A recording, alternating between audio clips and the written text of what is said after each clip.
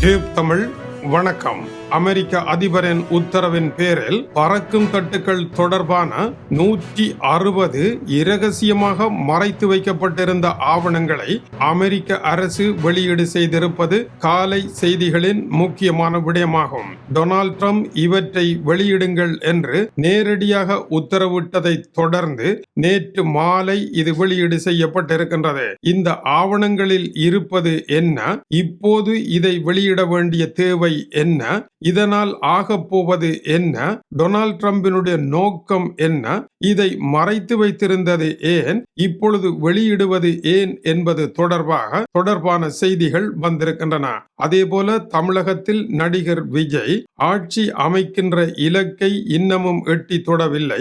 இந்திய கம்யூனிஸ்ட் கட்சி, மார்க்சிச கம்யூனிஸ்ட் கட்சி என்பன திமுகவில் இருந்தபடியே நிபந்தனையற்ற ஆதரவு வழங்குவதாக தெரிவித்தாலும் கூட விஜய் 2 இடங்களில் தேர்தலில் போட்டியிட்டு வெற்றி பெற்றதனால் ஓர் இடத்தை ராஜினாமா செய்ய வேண்டி இருக்கும். இதனால் ஒரு ஆசனத்தை அவர்கள் இழக்கின்றார்கள். சொற்ப நேரத்தில் விடுதலை சிறுத்தைகள் தங்களுடைய 2 ஆசனங்கள் கொண்ட ஆதரவை வழங்குவதா இல்லையா என்ற முடிவை எடுக்க இருக்கின்றார்கள். இருந்தாலும் 118 ஆசனங்களை தேட வேண்டிய சூழ்நிலையில் தமிழக வெற்றி கழகம் 117 ஆசனங்களை பெற்ற இடங்களிலேயே இருக்கின்றது. தொடர்ந்து இவர்களுடைய போராட்டம் நடைபெறுகின்றது. இந்த இடத்தில் தமிழக இந்திய அரசியலினுடைய கடந்த கால நீரோட்டத்தில் இருந்து மாறுபட்டு ஒரு புதிய நீரோட்டத்திற்குள் செல்ல முடியாத ஒரு பெரும் சுழி இருப்பதை விஜய் தலைமையிலான அணி கண்டுபிடிப்பதற்கான ஒரு தருணமாகவும் இது இருக்கின்றது.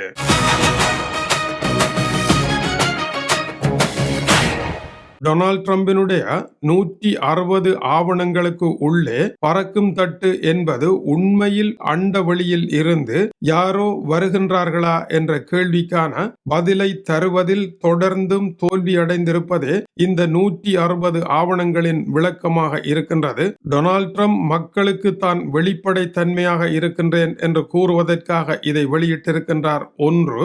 இரண்டாவது, இதை அறிய தருகின்ற பொழுது பறக்கும் தட்டு மாயையில் ஒரு தொகுதி வாக்காளர்கள் இருக்கின்றார்கள், அந்த வாக்குகளையும் சுவீகரிப்பது அவருடைய நோக்கம் என்றும் குறிப்பிடப்படுகின்றது. இந்த வெளியீட்டில் இருக்கின்ற முக்கியமான விடயம், பறக்கும் தட்டு UFO என்று இருந்தது, இப்பொழுது UAP என்று மாற்றப்பட்டிருக்கின்றது. இதனுடைய பொருள் அடையாளம் காண முடியாத வினோதமான வான்வெளி நிகழ்வுகள் என்பதாகும். எனவே அடையாளம் காண முடியவில்லை என்றால் இன்றைய பிசிக்ஸினுடைய தத்துவத்தின் அடிப்படையில் பறக்கும் தட்டு ஒன்று இந்த பூமிக்குள் வேறொரு கிரகத்தில் இருந்து வர முடியாது என்பது முக்கியமான விடயமாகும். ஹார்வர்ட் பல்கலைக்கழகத்தினுடைய பேராசிரியர் ஆவி லோப் கூறுகின்ற பொழுது, அமெரிக்க அரசு திட்டமிட்டு சேகரித்த இது கற்பனையோ மக்கள் ஆர்வமோ அல்ல, இதற்கு பின்னால் ஓர் உண்மை உள்ளது என்று குறிப்பிடுகின்றார். அந்த உண்மை என்ன?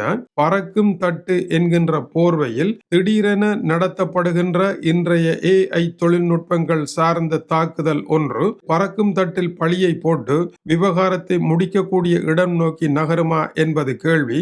உதாரணமாக, சந்திர மண்டலத்திற்கு அமெரிக்காவிற்கு முன்னர் ஒரு சிறிய தீவு நாட்டு மக்கள் போகின்றோம் என்று அறிவித்து சரியான ஒரு காணொளியை தயாரித்திருந்தார்களாக இருந்தால், சந்திர மண்டலத்திற்கு உலக மக்கள் போக முடியாத நிலையில் அங்கு போய் இறங்கினார்கள் என்று நம்புவதற்கான இடமும் அதற்கான கான்ஸ்பயர் கோட்பாடும் இருப்பது போல இவைகளும் இருக்கலாம் என்பது இந்த சந்தேகம் உருவாக்குகின்ற சிந்தனையாகும். தொடர்பான ஆய்வுகளை நடத்திய மிக் வெஸ்ட் கூறுகின்ற பொழுது, இதில் புதுமை எதுவும் இல்லை, முந்தைய அதிபர் ஜோ பைடன் காலத்தில் வெளியிடப்பட்ட அதே அறிக்கைதான் இது என்றும் அவர் குறிப்பிடுகின்றார். செத்த பாம்பை தூக்கி மறுபடியும் அடித்திருக்கின்றார்கள், இப்பொழுது எதற்காக இதை வெளியிட வேண்டும் என்ற கேள்விக்கு ஈரானிய கப்பல்களை அமெரிக்கா தாக்கி இருப்பது, பொருளாதாரத்தில் அமெரிக்காவிற்கு ஏற்பட்டிருக்கின்ற பின்னடைவு, இவற்றினால் ஆத்திரமடையும் மக்களை விடிகாலை நேரத்தில் பறக்குது பார் பறக்கும் தட்டு என்று பறக்க விட்டிருக்கின்றார்கள், அவர்களுடைய கவனத்தை திசை திருப்புவதற்காக என்று கருதப்படுகின்றது. அதேவேளை அமெரிக்க அதிபர் சீனாவிற்கு செல்லுகின்ற பொழுது,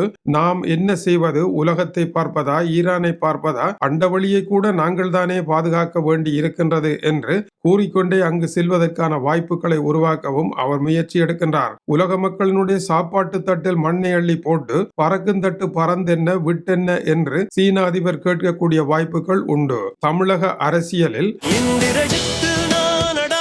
என்னை வென்றவன் யாரடா? மயப்பூரே இலங்கை தொடர்ந்து சூடான நிலைமையே இருந்து வருகின்றது. நடிகர் விஜய் தன்னுடைய தமிழக வெற்றி கழகத்தை ஆட்சி செய்ய அனுமதிக்கும்படி கவர்னரை சந்தித்து 3வது தடவையாகவும் அவருக்கு மலர் செண்டு வழங்கி இருக்கின்றார். ஆனால் இந்திய கம்யூனிஸ்ட் கட்சி, மார்க்சிஸ்ட் கம்யூனிஸ்ட் கட்சி என்பன ஆதரவு வழங்கினாலும், விடுதலை சிறுத்தைகள் ஆதரவு வழங்கினாலும் கூட 118 நிரூபிப்பதற்கு மேலும் ஓர் ஆசனம் தேவைப்படுகின்றது. இப்படியான இக்கட்டான நிலையிலும் கவர்னர் தன்னுடைய பிடிவாதத்தை விடவில்லை.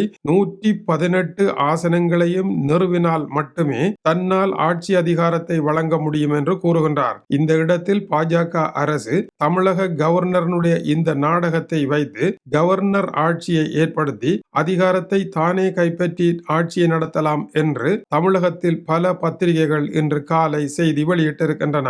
எனவே இந்த இடத்தில் அதிரடியான முடிவை எடுக்க வேண்டும் திமுகவும் அதிமுகவும் தான். ஆனால் இவர்கள் இருவரும் மத்திய அரசினுடைய கட்டுப்பாட்டில் இருக்கின்ற காரணத்தினால் பாஜகவை மீறி இவர்களினால் நகர முடியாது என்பதும், அப்படி நகர்வார்களாக இருந்தால் இவர்கள் ஜெயலலிதா சந்தித்ததை போன்ற வழக்குகளை சந்திக்க நேரலாமா என்ற கேள்விகளும் இருக்கத்தான் செய்கின்றன.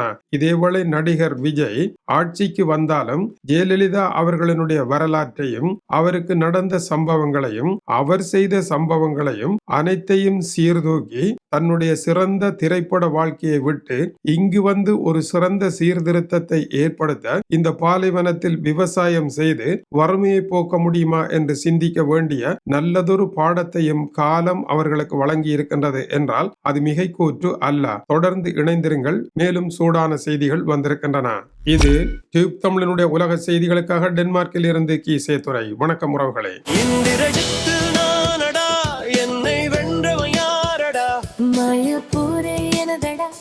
இலங்கை